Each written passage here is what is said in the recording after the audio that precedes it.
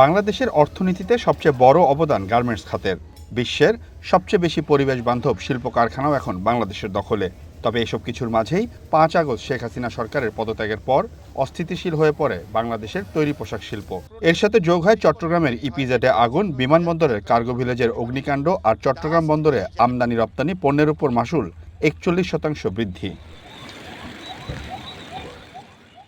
এসব কিছু নিয়ে বাংলাদেশ পোশাক প্রস্তুতকারক ও রপ্তানিকারক সমিতি বিজিএমইএ সংবাদ সম্মেলনের আয়োজন করে। এ সময় বিভিন্ন বিষয় নিয়ে ক্ষোভ প্রকাশ করেন সংগঠনটির নেতারা। বিজিএমইএ সভাপতি বলেন, রপ্তানি আয়ে $40 বিলিয়ন অবদান রেখেও প্রধান উপদেষ্টার সাক্ষাৎ পাচ্ছেন না তারা। আর স্টারলিংকের ভাইস প্রেসিডেন্ট প্রধান উপদেষ্টার সাথে অগ্রাধিকার ভিত্তিতে দেখা করার সুযোগ পান। আজ পর্যন্ত বিজিএমইএ 4 মাস দায়িত্ব নেওয়ার পরে সেভারাল টাইম সম্মানিত প্রধান উপদেষ্টার কাছে আমরা অ্যাপয়েন্টমেন্ট চেয়েছি আমাদের কনসার্নগুলো জানানোর জন্য। উনি সময় দেন নাই। $100 মিলিয়ন কোম্পানি, আমি আমার ক্ষোভের সাথেই বলছি যে স্টারলিংকের ভাইস প্রেসিডেন্ট লেভেলের লোক আসে, উনি ওনাকে সময় দেন, আর 40 বিলিয়ন ইন্ডাস্ট্রি এক্সপোর্টের নিচে ওনাকে সময় দেন না। তো এটার দায় ওনাকেই নিতে হবে।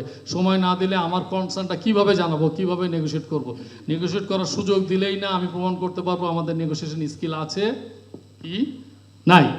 এছাড়াও তিনি আরও বলেন, সংশোধিত শ্রম আইনে কোনো কারখানায় 20 জন শ্রমিক থাকলেই ট্রেড ইউনিয়ন গঠন করা যাবে। এ নিয়ে ঘোরতর আপত্তি বিজিএমইএর। এটা স্পষ্ট যে আমাদের প্রতিযোগী দেশের তুলনায় বাংলাদেশের প্রস্তাবিত 20 জন শ্রমিকের সম্মতির ভিত্তিতে ট্রেড ইউনিয়ন গঠন প্রক্রিয়া এশিয়ায় সবচেয়ে দুর্বল এবং অস্থিতিশীল কাঠামো তৈরি করবে। এতে করে বিদেশি বিনিয়োগকারীদের কাছে একটি নেতিবাচক বার্তা যাবে, যাতে ভবিষ্যতে বিদেশি বিনিয়োগ নিরুৎসাহিত হবে। সবচেয়ে উদ্বেগজনক বিষয় হচ্ছে ওয়ার্কিং কমিটি এবং টিসিসির সভায় সকল পক্ষের আলোচনায় যে সিদ্ধান্তগুলো সর্বসম্মতিক্রমে গৃহীত হয়েছিল, উপদেষ্টা পরিষদ তার অনেকগুলাই মূল স্টেক হোল্ডারদের সাথে আলোচনা ছাড়াই অনুমোদন দিয়েছেন এবং পরিবর্তন করেছেন।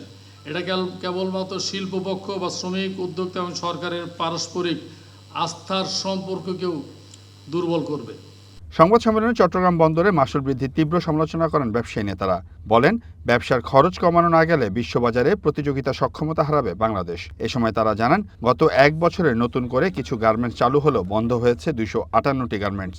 বিধিমালা এবং আইনের মধ্যে যদি কোনো কনফ্লিক্ট হয় তাহলে বিধিমালা বাতিল।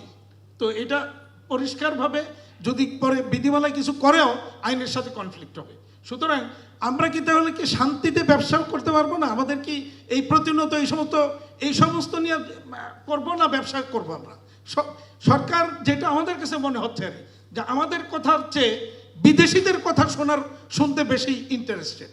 যে ধরনের তথ্য উপাত্তের উপর ভিত্তি করে আমরা 3টা ক্যাটাগরিতে পাস করেছি বলা হচ্ছে, ইতিপূর্বে আপনারা দেখেছেন যে এই তথ্য উপাত্তগুলি অনেকগুলি ফেক, যার কারণে সরকার কিন্তু কিছু কিছু জায়গায় পরবর্তীতে পরিবর্তনও করেছেন।